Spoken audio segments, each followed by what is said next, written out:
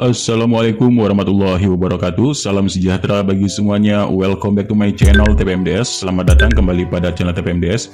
Hai sobat-sobat TPMDS manapun berada, informasi terkini rekrutmen ASN P3K 2023. Nah, rekan-rekan sobat TPMDS manapun berada, alhamdulillah kita sudah mendapatkan informasi terkait juknis atau petunjuk teknis atau mekanisme seleksi pegawai pemerintah dengan perjanjian kerja.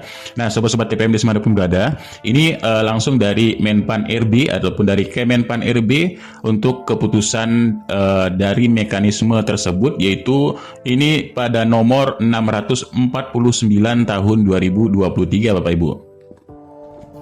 Nah, rekan-rekan sobat TPMDS manapun berada, ini yang nomor 649 adalah terkait mekanisme atau untuk juknis P3K guru ya pada instansi daerah tahun anggaran 2023. Nah, jadi di sini informasinya yaitu terkait dengan mekanisme bagaimana seleksi P3K guru yang telah dikeluarkan oleh Menpan RB. Nah, ini untuk regulasi-regulasinya Bapak Ibu, dan di sini telah ditetapkan oleh Menteri Pan RB untuk mekanisme seleksi pegawai pemerintah dengan perjanjian kerja untuk jabatan fungsional guru pada instansi daerah tahun anggaran 2023. Nah, ditetapkannya yang pertama atau yang ke-1 adalah terkait jenis penetapan kebutuhan pegawai pemerintah untuk P3K Japfung atau jabatan fungsional guru yang meliputi Bapak Ibu. Nah, di sini adalah pertama ada kebutuhan khusus ya, kebutuhan khusus dan kebutuhan umum. Nah, kebutuhan khusus ini untuk yang khusus ya, kemudian untuk yang segala umum, untuk kebutuhan umum. Yang kedua adalah menetapkan kriteria ya, kriteria pelamar pada kebutuhan khusus. Nah, ini yang dimaksud dengan penetapan kebutuhan khusus tersebut. Yang pertama adalah untuk pelamar prioritas. Nah, pelamar prioritas seperti yang kita ketahui Bapak Ibu, ada beberapa pelamar prioritas dari mekanisme yang sudah dikeluarkan oleh Kemendikbudristek untuk guru adalah yaitu pelamar prioritas yang PG 2021 ya, PG 2021 dengan mekanisme penempatan. Yang kedua adalah THK2 ya, THK2. Nah, THK2 dia masuk kepada poin B adalah ex tenaga honorer kategori 2. Nah, ini harus ada dan harus perlu dituntaskan sesegera mungkin Bapak Ibu. Nah, yang ketiga kriterianya adalah guru honorer. Guru honorer ini adalah guru honorer sekolah negeri yang terdata di Dapodik lebih dari 3 tahun sebelum Juni 2020. Yang ketiga adalah lulusan PPG ya, lulusan PPG ini kriteria yang keempat ya. Lulusan PPG ini adalah yang terdaftar pada program PPG di Kemendikbudristek yang memiliki sertifikat pendidik ya dan mendapatkan afirmasi 100% untuk teknis ya. Nah, yang kelima ini adalah kategori non-ASN. Kategori non-ASN ini adalah honorer yang sekolah negeri ini yang kurang dari 3 tahun setelah Juni 2020.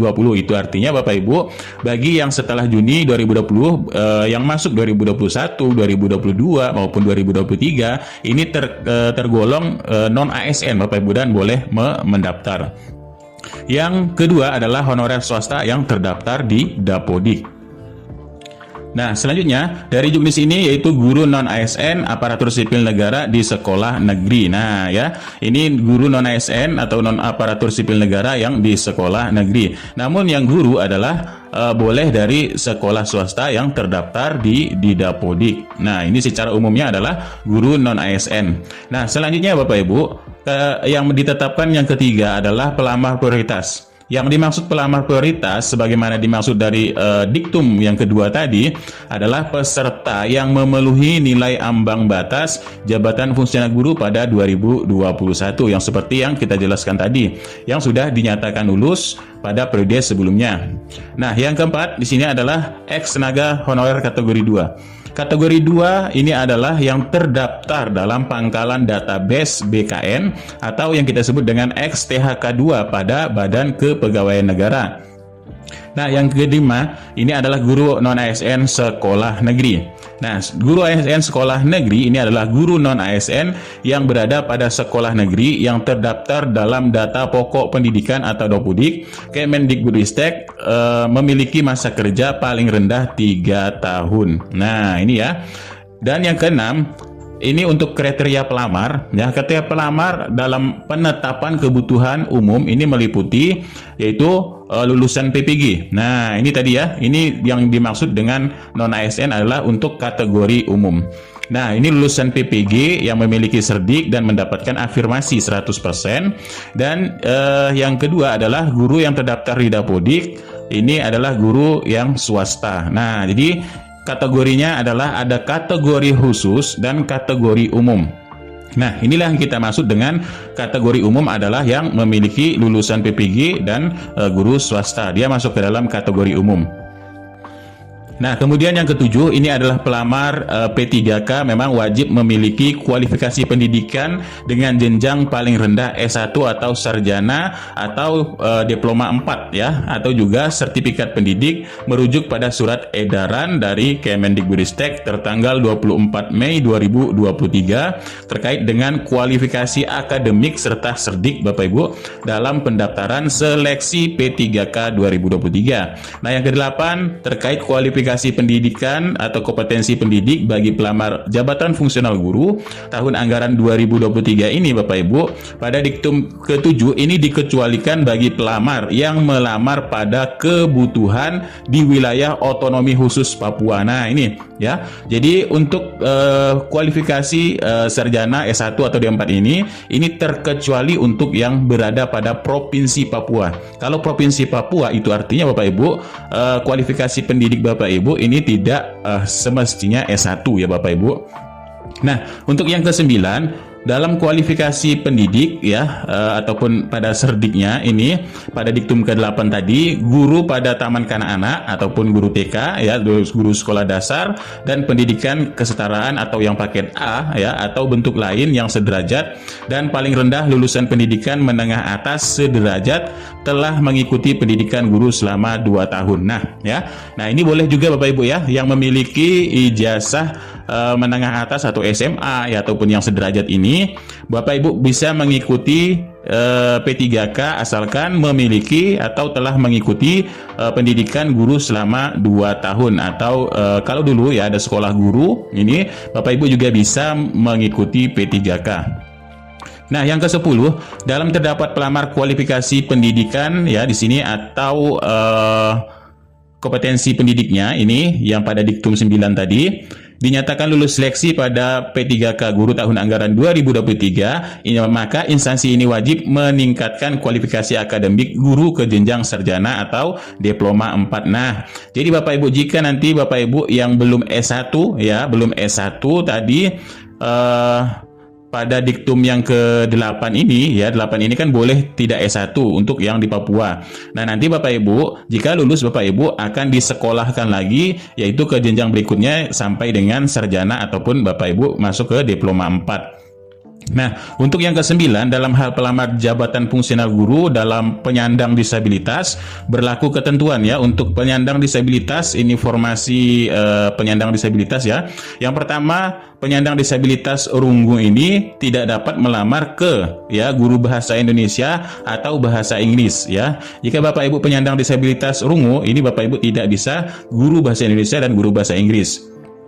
Yang kedua, untuk penyandang disabilitas daksa ya. Kalau daksa tidak bisa melamar ke PJOK olahraga ya. Dan yang terakhir ini adalah penyandang disabilitas netra ya. Ini Bapak Ibu tidak bisa melamar ke seni budaya. Nah, untuk yang ke-11, untuk lowongan kebutuhan guru 2023, ini ada prioritas yang didahulukan yang berurutan ya. Yang pertama, didahulukan pelamar prioritas terlebih dahulu ya. Pelamar prioritas terlebih dahulu adalah pelamar yang sudah lulus passing grade 2021. Nah, yang kedua adalah pelamar tadi di sini ya, pelamar prioritas. Apakah yang masuk ke dalam pelamar prioritas tersebut Nah, ini ya pelamar prioritas, pelamar yang memenuhi nilai ambang batas pada jabatan fungsional guru yang di tahun 2021 dan belum pernah dinyatakan lulus pada seleksi guru pada periode sebelumnya. Nah, ini Bapak Ibu ya. Jadi yang dikhususkan adalah 2021. Nah, selanjutnya Bapak Ibu di sini untuk yang pelamar X kategori 2 ya didahulukan juga, kemudian guru non ASN di sekolah negeri terlebih dahulu, barulah pelamar umum ya. Pelamar umum ini itu yang lulusan PPG terlebih dahulu, baru dengan non ASN ya. Ini baru yang terakhir adalah non ASN yang berada sekolah negeri dan yang di swasta Bapak Ibu. Nah, untuk yang ke-13, untuk seleksi guru ini terdiri dari 2 seleksi. Yang pertama seleksi administrasi dan seleksi kompetensi. Nah, selanjutnya yang ke-14, untuk seleksi ini Bapak Ibu meliputi dari seleksi kompetensi teknis, seleksi kompetensi manajerial, dan seleksi kompetensi sosiokultural. Nah, kemudian ada yang ke-15 ini adalah untuk mempertimbangkan dalam integritas Bapak Ibu dan moralitas, maka nanti akan dilaksanakannya tes wawancara Bapak Ibu ya. Dan seleksi kompetensi yang dimaksud tersebut untuk wawancara ini dilaksanakan menggunakan CAT yang diselenggarakan oleh BKN. Nah, maka Bapak Ibu untuk wawancaranya, seleksi wawancara ini Bapak Ibu dilaksanakan menggunakan CAT BKN. Nah, untuk yang selanjutnya, untuk kompetensi wawancara bagi pelamar prioritas menggunakan hasil ya. Untuk yang pelamar prioritas yang sudah lulus PG, ini menggunakan hasil yang sebelumnya Bapak Ibu, ini tidak perlu tes kembali. Dan untuk kompetensi teknis, ini ada tambahan selain dari CAT BKN, dan bobot untuk seleksi kompetensi teknis ya sebagaimana dimaksud tadi, ini adalah 30% dari nilai seleksi kompetensi teknis secara keseluruhan. Dan untuk seluruh ya seleksi kompetensi teknis ya tadi, ini berpatokan atau berpedoman pada petunjuk teknis seleksi yang disusun oleh Kemendikbudristek ya. Nah, selanjutnya kompetensi untuk tambahan ya, untuk kasih kompetensi tambahan teknisnya untuk ditambahkan sebagai teknis tadi, ini tetap merujuk pada instansi yang wajib menyampaikan adalah dari Kemendikbudristek. Nah, ini ya untuk seleksi tambahan ya, untuk nilai tambahan ya, nilai tambahan. Nah, ini sebagai serdik nilai tambahan, kemudian untuk disabilitas ya, dan berlaku urutan lain sebagainya. Inilah yang disebut dalam peraturan tersebut ya. Untuk sesi CAT BKN-nya untuk yang THK 2 dan honorer memang ini dibedakan dengan pelamar lulusan PPG dan pelamar umum atau non ASN. Nah, selanjutnya di sini untuk kompetensi teknis ini memang tujuannya untuk melihat dari perilaku, pengetahuan, ya keterampilan, perilaku dan yang diamati, serta yang diukur dikembangkan spesifikasi berkaitan dengan bidang teknis Bapak Ibu ya. Nah, ini adalah sebagai bentuk kisi-kisi ya, kisi-kisi yang perlu Bapak Ibu pelajari. Yang kedua dalam materi manajerial, kemudian untuk menilai komitmen, kemampuan individu ya. Nah, ini untuk kompetensi manajerial Bapak Ibu meliputi integritas, kerjasama, komunikasi, orientasi, pelayanan publik, pengembangan diri dan orang lain, serta pengelolaan perubahan dan pengambilan keputusan. Nah, selanjutnya untuk sosiokultural, kisi-kisinya adalah tentang interaksi masyarakat majemuk ya, memiliki keberagaman agama, suku, budaya, perilaku, wawasan kebangsaan, etika, nilai-nilai moral, emosi dan prinsip ya yang harus dipenuhi setiap pemegang jabatan, yang yaitu memiliki dari kepekaan terhadap keagamaan, kemampuan berhubungan sosial dan kepekaan terhadap pentingnya persatuan serta empati Bapak Ibu. Nah, untuk wawancara menggali informasi dari non kognitif Bapak Ibu ya, bertujuan menilai dari integritas dan moralitas serta aspek dari kejujuran, komitmen, keadilan, etika dan kepatuhan. Nah, kompetensi teknis manajerial sendiri Bapak Ibu dilaksanakan dalam durasi 120 menit dan untuk penyandang disabilitas khusus dilaksanakan durasi 150 menit ya. Untuk wawancara dilaksanakan 10 menit kecuali penyandang disabilitas ini 15 menit, dan jumlah keseluruhan soal untuk wawancara adalah 145 Bapak Ibu. Itu seleksi kompetensi teknis Bapak Ibu 90 soal, dan seleksi kompetensi manajerial 25 soal, dan kompetensi sosiokultural adalah 20 soal. Wawancara ini adalah 10 soal. Nah, untuk pembobotan kompetensi dan wawancara ini Bapak Ibu, kompetensi teknis pelamar kebutuhan khusus yaitu bobot jawaban benar paling rendah ini 1 Bapak Ibu. Artinya Bapak Ibu setiap jawaban mendapatkan paling rendah ini nilai 1. Dan paling tinggi ini adalah 5, serta kalau Bapak Ibu tidak menjawab ini nilainya 0. Dan untuk materi kompetensi teknis bagi kebutuhan umum ya, bobotnya adalah 5, jawaban salah atau soal tidak terjawab nilainya tetap 0. Jadi berbeda Bapak Ibu ya. Kalau untuk yang materi kompetensi teknis Bapak Ibu kalau menjawab masih mendapatkan 1. Kalau yang belum kalau untuk yang teknis untuk kebutuhan umum ini kalau tidak menjawab tetap dapat 0 ya. Kalau menjawab benar baru bobotnya adalah 5. Nah, manajerial paling rendah ini 1, dan paling tinggi ini adalah nilainya 4, serta soal yang tidak terjawab ini Bapak Ibu mendapat 0. Dan untuk kompetensi kultural ya, ini jawaban benar paling rendah ini 1 dan nilai paling tinggi 4 sama ya. Dan kalau tidak menjawab ini 0. Dan untuk wawancara jawaban paling rendah bobot benarnya ini 1, dan paling tinggi ini adalah 4 dan tidak menjawab ini nilainya 0. Kemudian nilai kumulatif keseluruhan Bapak Ibu ini adalah termasuk dengan wawancara. Bapak Ibu harus memenuhi 670 ya. Ini keseluruhan 670 dengan rincian 450 untuk kompetensi teknis, 180 untuk kompetensi manajerial sosiokultural, dan 40 untuk yang wawancara. Nah, untuk NAB nilai ambang batas dari kompetensi dan wawancara adalah nilai minimal yang harus dipenuhi oleh setiap pelamar atau pada penetapan kebutuhan yang umum ya. Kemudian kompetensi wawancara ini adalah yang kita maksud dengan diktum ya. Ke-28 ini adalah nilai ambang batas seleksi kompetensi teknis dan nilai ambang batas kumulatif kompetensi manajerial sosiokultural serta nilai ambang batas wawancara. Nah, untuk nilai ambang batas tersebut yang kita maksud dari diktum ke-28 ini adalah nilai seleksi kompetensi teknis sebagaimana tercantum pada lampiran merupakan bagian yang tidak terpisahkan, dan untuk 117 untuk seleksi kompetensi manajerial serta sosiokultural, 24 ini untuk wawancara. Nah, pelamar kebutuhan khusus untuk yang dinyatakan seleksi jika berperingkat baik pada lowongan kebutuhan jabatan yang dapat dilamar. Nah, untuk pelamar kebutuhan umum dinyatakan lulus seleksi jika memenuhi nilai NAB atau nilai ambang batas yang berperingkat baik pada lowongan jabatan yang dilamar. Dan pelamar yang memiliki serdik ya, sertifikat pendidik, ini terdaftar dalam pangkalan Dapodik mendapatkan afirmasi 100% untuk nilai teknis ya, untuk kompetensi teknisnya.